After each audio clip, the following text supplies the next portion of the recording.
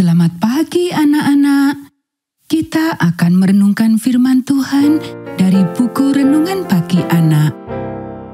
Identitas. Hari ini tanggal 27 Maret, judul renungan kita, Melakukan yang Baik dan Menolong. Mari kita awali dengan doa. Bapa di surga, kami akan belajar firman Tuhan. Tolong kami supaya kami dapat memahami firman Tuhan. Dalam nama Tuhan Yesus kami berdoa. Amin. Anak-anak, ayat inti renungan pagi kita hari ini diambil dari kitab Kisah Para Rasul pasal 9 ayat 36. Di Yope ada seorang murid perempuan bernama Tabita, dalam bahasa Yunani Dorcas. Perempuan itu banyak sekali berbuat baik dan memberi sedekah.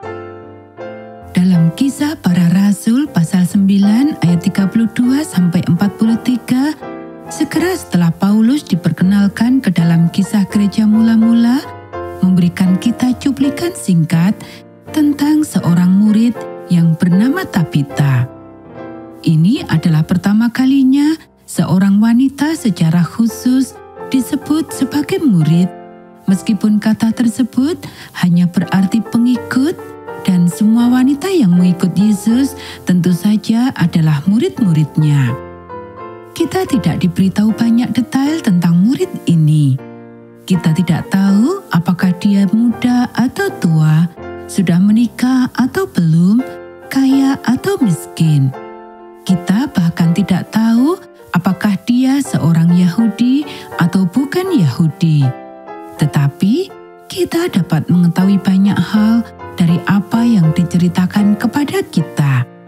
Pertama-tama, Tabita atau Dorcas terkenal karena berbuat baik dan menolong. Sekarang banyak orang yang berbuat baik dan menolong. Tetapi untuk mengatakan bahwa hal ini adalah hal utama yang membuat seseorang dikenal, itu berbeda. Menurut Anda, apa hal utama yang membuat Anda dikenal? Mungkin menarik untuk bertanya-tanya dan mencari tahu. Hal berikutnya yang kita pelajari tentang Tabita adalah bahwa banyak orang yang ditolongnya adalah para janda. Pada saat itu, seorang wanita yang tidak memiliki suami atau keluarga yang merawatnya berada dalam situasi yang sangat berbahaya. Dia tidak punya siapa-siapa untuk ditolong kecuali orang-orang yang baik hati yang mungkin bersedia menolongnya. Gereja mula-mula melihat salah satu tugas yang paling penting adalah menolong orang-orang seperti ini. Tabita menemukan bahwa hal ini adalah panggilannya sendiri. Dia membuat pakaian untuk para janda ini dan mungkin juga untuk anak-anak mereka. Apakah Anda sudah tahu apa panggilan Anda? Dan mereka mencintainya, itulah hal ketiga. Mereka semua berkumpul ketika Petrus datang, menangisi kehilangan mereka dan menunjukkan kepada Petrus gaun yang telah dibuatnya. Dia telah menyentuh lebih dari kehidupan mereka. Tabita telah menyentuh hati mereka. Sangat menarik bahwa tidak ada seorang pun yang tampak meminta Petrus untuk melakukan sesuatu. Mereka mungkin hanya ingin Petrus datang dan berbagi kesedihan dan menghibur mereka. Tetapi Petrus menyuruh mereka semua keluar dari rumah, berdoa dengan sungguh-sungguh, dan kemudian berkata, "Tabita, bangunlah." Dan dia melakukannya.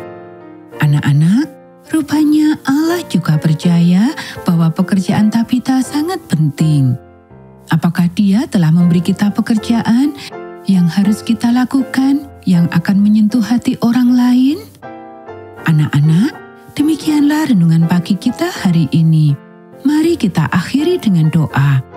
Roh Kudus, Engkau telah bergerak melalui gereja yang dulu dengan cara yang menarik dan terlihat.